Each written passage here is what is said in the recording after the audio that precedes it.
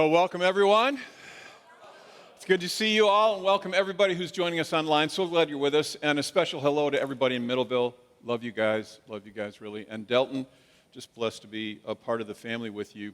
So I just have to say before I start talking about the talk, I just think it's so cool that last weekend we talked about Compassion International, which is an organization that we can be engaged with to sponsor children who are living in poverty. And we had almost 60 children in poverty sponsored last week by this church family, which is just an amazing thing. And then we actually had almost 200 people go through this experience called The Journey. And I'm just going to tell you, it's not too late. You can be a part of serving children who are in poverty. And so if you will just text, as you see on the screen, TVC to 83393. You'll learn more about that. You can choose. You don't have to do something just by texting, but I challenge you, text and see what happens, because there's something good about that. All right, so we're going to go back into this series that we've been in, and we started this some weeks ago by asking a question that I think is really simple, and that is, am I trading significance for pleasure? Am I trading significance in my life for pleasure? In other words, am I just becoming like the ultimate consumer? Now, nobody chooses that purposefully. I don't think anybody just says, what I want to be is just a couch potato who only thinks about eating and entertainment and all that. It's not that we choose that. My contention is, and I talked about this last week, is that what happens in our lives is we get very busy, and then we feel overwhelmed by it, and so we escape, and then we get into this pattern of busy escape, busy escape, busy escape. And without even thinking about it, really, without even trying to, it's like we do exactly that. We just trade the potential significance we have for pleasure, for escapism, if you will, whatever's easiest. And this series is about fighting against that. It's about understanding, discovering, developing, and then living out the higher calling on your life. Not just to make a living so you can pay the bills, not just to get by, not just to do the occasional things that you do or hit the next vacation or the next weekend or whatever it is. It's more than that. It's to learn to know what God's called us to, and then to actually live that out and make a difference in our world. So far, just by way of review, we've talked about the fact that all of us have callings, or what I'm calling higher callings in our lives. It's not because you're somebody special that you get it. It's everybody. Everyone has higher callings in their life. And then we saw over the last couple weeks that some of those higher callings are universal to all of us. So, for example, God calls all of us. Doesn't matter what you may do vocationally or what maybe specific callings you have. We're all called first to love God with all our heart, with all our strength, with all our soul, with all our mind. And then secondly, we talked about the fact that we're called to love other people. And that's really one of the biggest ways we show God that we love Him, is we love people. And if you weren't here in the last couple of weeks, I would encourage you, watch the videos. You can go to our website, or you can download the podcast and listen to it. I think that it's worth listening to. No matter what else you do, loving God, loving people, doesn't matter. I said this last week, I'm going to say it again. If you're not loving God, you're not loving people, you lose.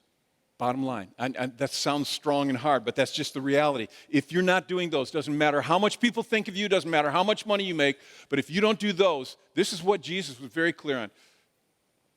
You lose. You lose.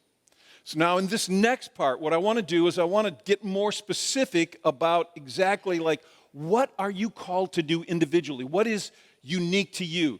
And just to give me sort of help on this, like a visual illustration of this, and kind of just have someone to help me, I asked my granddaughter, Naomi, and she's sitting there. Come on up. Would you welcome Naomi to the platform, please? So this is what Naomi's going to do. Naomi's going to I told her, bring your laptop and you can do schoolwork. You can ignore me like you usually do. You can do whatever you want to, all right? She's just kind of up here as a visual illustration. And here's why. See, here's the deal about Naomi. So Naomi has the vast majority of her life, not behind her like some of us old people, but ahead of her. And it is amazing. There's so many opportunities out there. There's so much she could do with her life. All these different things back here, these boxes kind of represent opportunities that she has, things that she could do. And it's exciting because, your future is ahead of you. It's so cool. but I would guess it's also a little bit nerve-wracking at times. Would you say that? It's like you look out at it and you see it and you go, what do I figure out? And this is what I want to talk about because there's so much we can do with our lives. We want to make sure it's the right thing.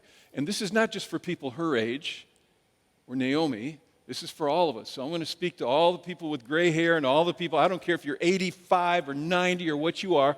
You still have the rest of your days in front of you, and they should be used living out the higher calling that God has for your life.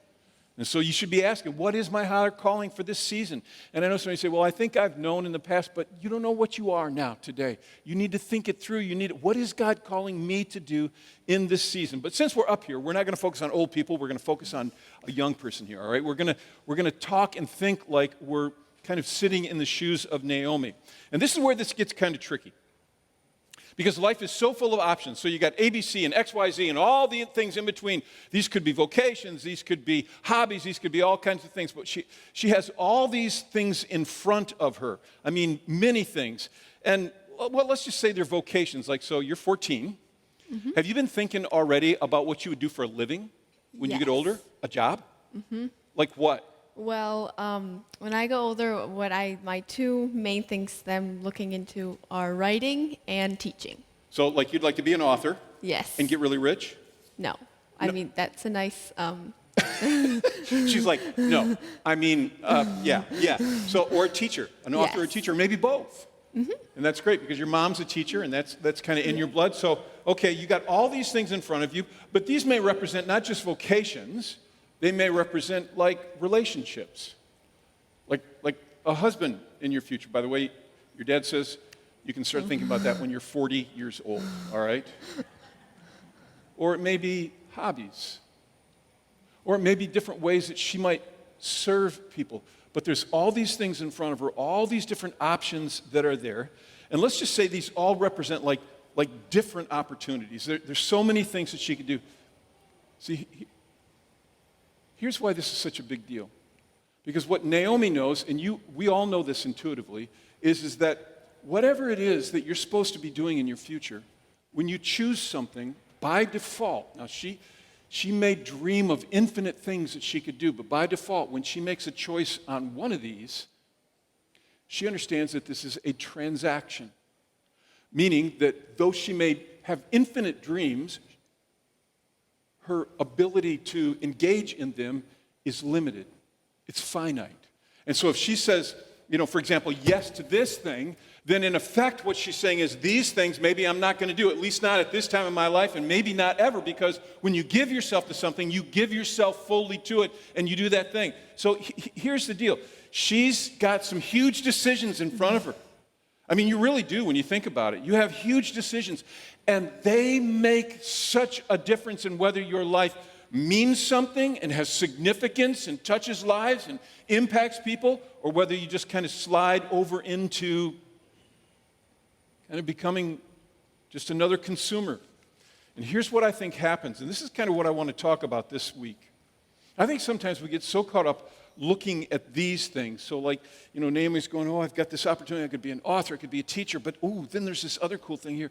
And sometimes I think what we miss is that what all these things have in common is not so much what they are, but for her, what they all have in common is her. See, the central thing, and this is kind of the statement that I would like to make this weekend. This is the simple thing, is that your higher calling always demands you more than anything else. And this is, I think, sometimes where people get confused, is we look out at the options and we want to just choose the best option, the one that makes us feel good, or the one that looks like the best thing. But what we need to do is we need to understand that central to all these things, whether or not they work well or we accomplish them, is us, knowing us. And I wonder sometimes if we don't start investigating, like, okay, what would it be like to be an author, or be this, if we're talking jobs, or maybe if it's hobbies, or maybe if it's ways to serve. How about if I did this? And we look at these things, and that's not bad, but I wonder if what we should do first is we should look at ourselves and make sure we know how God built us. Because this is the bottom line, is that this may be, you may think this looks really good, but you're built for this. And if you don't know how you're designed and how you're built and how you're created by God, what happens is that you end up often doing things, and I hear people talk about this all the time. It's like they're just enduring. They're just trying to get through whatever it is in their life, and they're just existing. And you and I are called to something higher. Now, there's a lot of reasons, I think, why we don't accomplish what God's choice for me is among all these things. I think a lot of it is that we're just not like self-aware. So let me just ask a question. Would you say you're a self-aware person? You think you're self-aware? It's interesting to me how there's a lack of that in many lives. And there's a lot of reasons for it. Sometimes we're not self-aware because we look at somebody and we're just so impressed with them, we're like, I want to be like them. I want to do what they want to do. And there's nothing wrong with that. The trouble is that you are not them, you are you. And whatever it is that Naomi is called to, and we don't know exactly all those things, they'll unfold as the future comes, but she's not called to be me. She's not called to be some superhero that she sees on TV. She's not called to be like a singer or like an athlete. She is called to be Naomi Graham. That is her call in life. And God made her to be who she is. And sometimes I think we get so sucked into thinking, I want to be like, that we're not aware of who we are. Another reason why people aren't self-aware is often because you've had people in your life who project on you what they think you should be. Anybody have that happen to you? It's like we have this happen in our childhood sometimes. Sometimes it's parents, sometimes it's other people, but it's like they have an agenda for your life. They're going to tell you who you're supposed to be, what you're supposed to do, how you're supposed to do it. And if you don't realize how powerful that is, particularly in childhood, you can spend much of your life trying to please or be like somebody that you're never meant to be, because this is what we do. We project on each other. We all do it. I mean, you know this is true. I mean, it's interesting. I was thinking about that. This is exactly what people did with Jesus. So he comes, you know how this works. He comes on the scene, and he's doing all these miracles, and people are amazed by him and love him, and they think he's so cool and everything. But at some point, it moves from, I'm amazed by you, to, I think I have a plan for you, Jesus. This is what we do. Everybody does this, and we do it to each other. We start to project what we think. And it's very interesting because Jesus, when he began to tell his disciples, you know, this is what's going to happen, they freaked out. In fact, I want you to look at this, and this is found in Matthew chapter 16. But so it says, Jesus began to explain to his disciples that he had to go to Jerusalem, and there he would suffer many things at the hand of the elders and the chief priests and the teachers of the law, and that he had to be killed, and then on the third day raised to life. Now, I want you to look at this, because this always amazes me. Peter took him aside, and he began to rebuke him. Never, Lord, he said, this shall never happen to you. And look at Jesus' response. Jesus turned and said to Peter, get behind me, Satan. Would you have liked to have been Peter right at that point? Get behind me, Satan, he says, because, he says, you're a stumbling block to me. You don't have in mind the concerns of God, but merely human concerns. Every time I read this scripture, every time I read it, I'm always amazed by it, because what Peter does, Peter believes that Jesus is the Messiah. So he believes that he is talking to God, and he is reprimanding God. I mean, that's amazing when you think about it. He's telling, no, this should not happen. And you know why he's doing that? Because he's doing what people do all the time. He is projecting what he thinks should be for Jesus.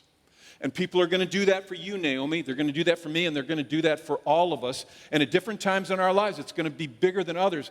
But we must be like Jesus in that I love how Jesus said it. He just turned to Peter, and he's like, I'm not listening to you. You have in mind something different than what God has. God made Naomi to be Naomi.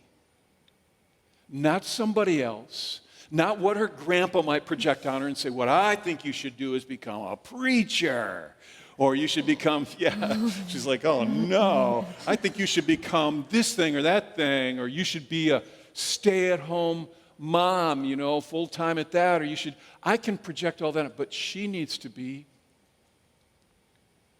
who God made her to be. Now, there are lots of other reasons why we are self-unaware, but the truth is, for many of us, we're not really aware of the design that God put into our lives for his calling, for his purpose. And I think part of the reason is it just requires a huge amount of energy and work to be clear on who God made you to be, but that is what you need to do. So that's what I want to focus on this week. This is what I want to talk about. Because naturally, you are, and all the people listening to this, you're watching online, you're in Middleville, or you're sitting in Delton, you are built and bent differently than anyone else, uniquely and wonderfully made by God. That's who you are. And you need to be aware of how he made you because he has a plan and a call for your specific life. You need to know the differences between you and other people. For example, you need to be clear. Naomi needs to be clear on how she's hardwired by God, what he's done on the inside of her with her personality and with her passions and all kinds of things. Now, from here on out, I'm going to cover material that some of you who've been around have heard me talk about before. But this stuff is good to keep looking at in our lives. We need to be aware, this is who God made me to be. And that helps me understand when opportunities arise in front of me, well, what is it God called me to be? Because if I'm an XYZ person, to take an ABC role is foolishness. And so we're going to look at some different things, and I don't care what your age is. You may have changed, you may have evolved in some way, and so you just need to think about this, and let's kind of process through it. So first of all, we want to ask the question, how am I bent? And we're going to start by understanding how your personality is built, who you are. Now, what I'm talking about here is the way you go about seeing life, and it's just different than everybody else in its own unique way. Paul was writing about the difference, a variety of people, even among Christians. And this is what he wrote. This is 1 Corinthians chapter 12. He said, the body's not made up of one part, but of many. So if the foot should say, well, because I'm not a hand, I don't belong to the body, it wouldn't for that reason stop being part of the body. And if the ear should say, because I'm not an eye, I don't belong to the body, it would not for that reason stop being part of the body. He's saying, we're all part of a body, but we're different. You are uniquely and creatively made by God. You have different personality aspects. You see and come at life differently. You're bent in certain ways. So let's just talk about some of these when it comes to like personality. And again, I've talked about these, but these are like spectrums, okay? So here's everybody knows this when you've got the person who is an extrovert on one end of the spectrum, and then you've got the introvert on the other end. And I know you all know this, but just for the sake of kind of reviewing what this means, extroverts, of course, are energized by being around other people and their interaction with them. They love that. They love to be around people. They like to talk and listen to people, and they love to talk and listen to themselves. It's just kind of what an extrovert is. And they don't go on vacation to get away from people. They go on vacation to find some action, baby. They're looking for other people. This is how extroverts are built. Whereas you go to the other end of the spectrum and you have the introvert, they're just like the polar opposite. So where the extrovert just loves to be around people, the introvert, particularly if they're fairly extreme, what they love to be is left alone. They're actually energized by being on their own, or maybe with one good friend or two good friends. But truth is that when they're hanging out with other people, if they get much interaction, they are exhausted by that interaction. Let me give you an example of this. Some of you will resonate with what I'm saying here. Some of you come to church and you love being at church. You love the church, you know it's good for you, and you come and you do it. But when you leave, you're not even sure why this is, all you want to do is curl up and take a nap and hide in a corner somewhere. And you're like, I just came from an inspirational church service. Why do I feel that way? Because you're an introvert. You love the people, but you always love to be away from them too. In fact, mostly, you love that more. That's just how you're built. So your interaction with people, don't feel bad if you go home and you just say, I'm going to go read a book. I don't want to talk to you. Because that's how you're built. And it isn't better or worse. It's just the way it is. One of them is going to be more, now, I'm not talking about you have to be an extreme extrovert or an extreme introvert. You may be somewhere in the spectrum, but all of us are bent just slightly differently, and it's perfectly okay.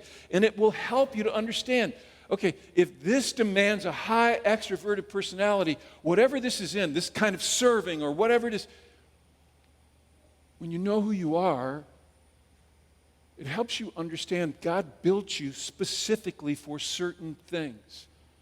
So this, as I said, it's neither right or wrong. It's just how you're built. And let me just add a little addendum here. And I've talked about this before, but research seems to indicate that these things can actually change over time. So I'm a living example of that. When I began in ministry, if you'd asked me, are you an extrovert or an introvert, I would have said absolutely without question, I'm a total extrovert. I just am enthused by all that. Today, I am an introvert, and that is a fact. And my wife tells me that maybe this next season of my life, I might come back into being an extrovert. You don't know. She kind of thinks I'm just a hidden extrovert. I'm not sure. I'm actually living as an introvert these days. So here's the question. What are you? What are you these days? Are you an extrovert or are you an introvert? What about you, Naomi? I'm predominantly an extrovert. You're an extrovert. Yeah. You never met anybody you don't like, right? We've talked about this stuff. So when we looked at each other, when I asked her this question, she just started laughing because we both know she is an extrovert. She loves people and likes to be around them. All right, here's another part of personality. It's the idea of being on one end a thinker and on the other end a feeler. Now, again, these terms are very obvious and that, the descriptions really kind of cue you into what they mean. But thinkers, they love facts and figures and policies and procedures, and they like to be fair in their dealings with people. They hate exceptions to the rule, and they actually like rules. Those who are on the other end of the spectrum, they don't understand people who are thinkers. It's like, what is wrong with you? But the thinker, in their mind, it needs to be logical, and if it's logical, I'm in. But if it is not logical, what is wrong with you for even considering that? That is the thinker. Now, again, this is not a bad thing about thinkers, but the more extreme of a thinker a person is, the more logical, the more settled in this side of being a thinker, the less likely they are to be aware of the emotions of others, because they're just, and it's not bad, it's just how you are. So you can be in a room and somebody will say to you, did you notice how upset so-and-so was? And you're like, well, first of all, it doesn't even make sense to you that they would be upset. But then secondly, you would say, no, I didn't see any of that. Why would they be upset? What's wrong? You don't see it. And again, it's neither right or wrong. It's just who you are. Then on the other end, you have the feelers. So they're driven predominantly by their the senses on the inside of them.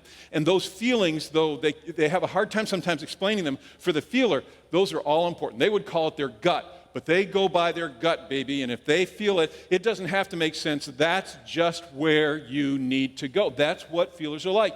They tend to be verbal.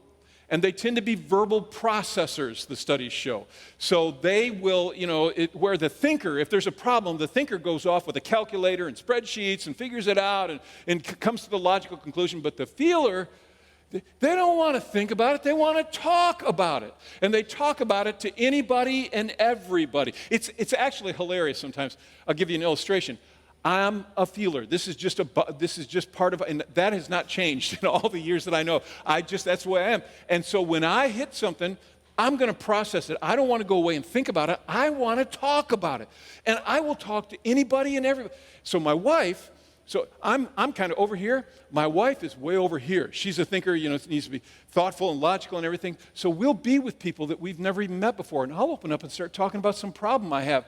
And I cannot tell you how many times we've been driving home and she's like, what is wrong with you? I mean, I don't even understand you. Why would you open up and talk about this thing to people that we hardly even, it's hilarious, but it's how I'm built and it's how she's built. And again, neither is right or wrong. You have thinkers, you have feelers. What do you think you are? See, again, it really makes a difference, because if you're a thinker, what you choose when opportunities come in front of you, you need to know, okay, I'm this way, and I'm this way. I'm an extrovert. Maybe I'm a feeler. Maybe I'm a thinker. It doesn't matter. So what about you? What would you say you are? Definitely a feeler. You're definitely a feeler. Yes. So you're an extroverted feeler. You have, these are, and we know this in the family. She's the girl with so many emotions, and they're right out there. She's a big-time feeler. And that doesn't make her any better or any worse than anybody else. It is just how she's bent, creatively and beautifully by God. All right, here's another one. You have people who on one end are, again, these are very descriptive, just settle it people, and other people are play it by ear people. So let's just talk about the just settle it people. It's pretty obvious. They love order, they love plans, they love structure. They have a neat house, a neat car, and a neat life. And that's the way they like it. When they plan trips, they plan the potty breaks. Much to the discomfort of people who do not have as large a bladder as they do. And they won't, they settle it. They really don't like change. They want to know what's happening, know where it's going to go. Whereas on the other end of the spectrum, these people over here on the play it by ear side, they're just like, let's just see what happens. Let's roll with it. And it's always funny when you have one of each in a marriage and you talk about a vacation. It's a place for marital dispute to take place. I know this from experience. So you have people who are on both sides of it. The play-by-ear people, they just, they adapt well to new things. Something changes and everybody else gets upset and they're just like, oh, let's see how this plays out. And it's interesting because, play-by-ear people, they love to start stuff, but they're lousy finishers because they get it started and then they're on to the next thing they start and on to the next thing. And so, the just settle it people have to come behind them and clean up the mess and fix it and follow it through and make sure that it comes to happen. And again, one's not better than the other. That's just how they're built. So what are you? Are you more of a just settle it person or are you more of a play it by ear? Now you may think that all these, if you're an extrovert, then you have to be a feeler, then you apparently have to be a play it by ear. It's an interesting thing because you don't. These are very unique to each person. So what would you say you are? Just settle it. So you're not a play-it-by-ear person. You like to know what's happening. You like to have it figured out. You like to have your day mapped out and planned. I don't like change. Oh, good girl. You and I are on the same page. Actually, we've lined up in all three. It's a remarkable thing. So you're healthy. All right, that's good. See, she and I are not better or worse than anybody else. We are just who God made us to be. Listen now, listen. For what God made us to do.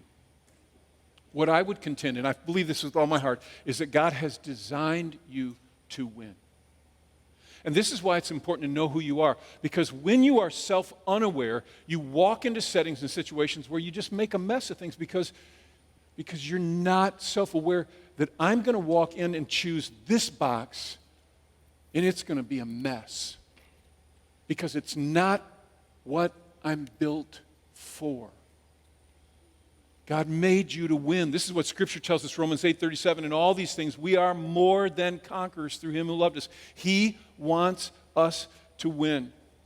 And personally, I will tell you, knowing these things, knowing ourselves in this way, knowing our personalities, this is why I think tribes are so beautiful, because in a tribe, whether it's a group of 2 people or 3 people or 10 people, whatever it is, when you're together, you can call things out of each other that you sometimes don't see. I see this happen in one of my tribes all the time. It's like guys will go, you know what I see? And they'll say something they see in the other person. And sometimes it's like you almost see the light go on in their eyes like, well, that makes sense. Because sometimes we've spent so much of our lives trying to please other people that we are self-unaware and we need to be self-aware. If you're not in a tribe, I challenge you to get into a tribe. All right, so we want to look at our personalities, but then secondly, I think we just want to look, and I'm going to talk about this really quickly, at our passions. Now, let me explain what I mean by this, because I think we can get confused about what I mean when I say understand your passions. I'm not talking about you being passionate about Reese's peanut butter cups, okay? I'm not talking about what you love per se. Actually, what I'm describing when I talk about this is not so much what you're drawn to emotionally because it brings you pleasure, but what stirs in your heart when you see it. And sometimes, actually, it's not pleasure at all. Sometimes it's actually, I don't think there's anything wrong with saying, hey, I have a passion for hunting, or I have a passion for scrapbooking, or for whatever crazy thing you might do. I have a passion for biking, or all these things. I think those are gifts from God, and they're wonderful, but that's not what I'm talking about here. I'm talking about this thing down on the inside of you that when you see it, there's something in you that goes, oh. And actually, What I'm describing is not something that always brings you pleasure, but actually agitates you. Sometimes it disturbs you on the inside. Now, can I just give you a little clue here? Sometimes when we feel disturbed and unsettled, upset on the inside, we're praying, God, take this feeling away. And what you may not realize is it may actually be the hand of God agitating you because He wants you. He's called you, He's built you and created you and actually impassioned you for specific things. So knowing how you're impassioned by God, and I think maybe one of the ways that you could look at it, and this is pretty simple really when you think about that, is you could just say, in effect, what is it I want to fix? What do I want to fix? What is it, this thing on the inside of me that I want? I see this thing. When I walk by this thing, I get this agitation on the inside. So you need to know what that is. Because there's something in you that goes, something needs to be dealt with this. For example, some of you, it is relationships with people. It is so important. And so when you see somebody in pain, you look at them and you go, oh, they're a mess. I need to find a way to help them. Some of you, you look at people and you see they're in pain and you go, oh, they're a mess. I got to get out of here. And it doesn't make you worse or better. What it means is that you're impassioned in certain ways. It could be policy, political policy. It could be for serving and helping other women who have been abused. It could be 1,000 different things. But what is it when you look at it? Just something in you is agitated. What is that thing? What is it that you want to fix? I heard someone say once, and I agree with this, that really we should be asking the question, what wrecks me? What do I just get wasted by when I see it? So what is that for you? And we talked about how your bent terms personality, what you look like, but what is it when you walk by it? You go, this thing's got to, somebody should do, I need to, what is it? What is that thing that just keeps coming back to you? What would you say that is? And if you would say, Jeff, I honestly don't know, maybe it's because you're actually not even asking the question. What is the passion that God's put in me? Because you are called to be more than a person who does a job, goes home, lays in front of the tube and watches Netflix until you get up and do it over again day after day after day ad nauseum. You have a calling on your life, a high calling by God to make a difference in your world. What is your passion? What about you, Naomi? What would you say?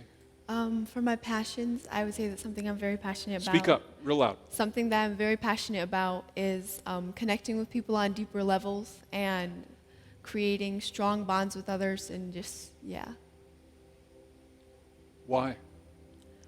Because I think it is a God-given gift, and when you connect with people, it is a doorway to connecting people with God.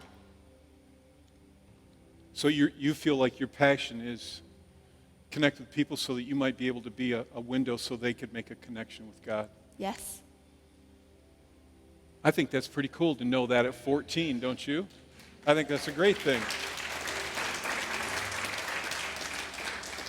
So the point of all this is not just to feel good about ourselves. It's not so she can go, well, I know me, isn't that awesome? This is not, so you have to understand, doing this is not about being obsessed with yourself. It's not narcissism. It is actually God honoring, because when I know how He made me, I can be used for what He made me for.